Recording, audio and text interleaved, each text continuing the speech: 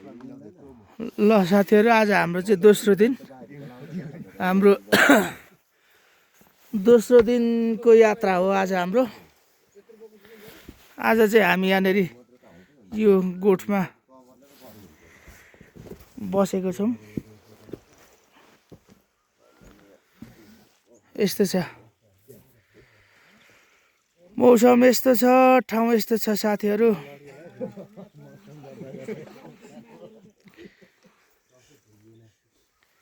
यहाँ हाम्रो भीम दाई, आसन भाइ,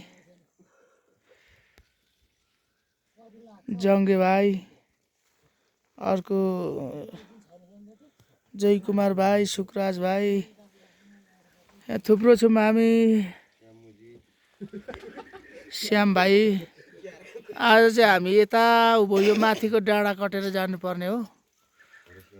ल साथीहरू, भरे कस्तो हुन्छ, भरे पनि म भिडियो बनाउँदै जान्छु, हेर्दै जानु होला है साथीहरू हाम्रो यात्रा।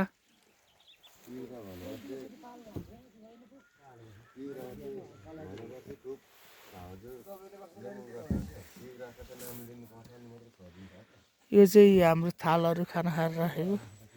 यता यो चाहिँ घाँस राख्ने माच भन्छ यस्तोलाई चाहिँ। यहाँ सागहरू, पुरै सागबारी रहेछ।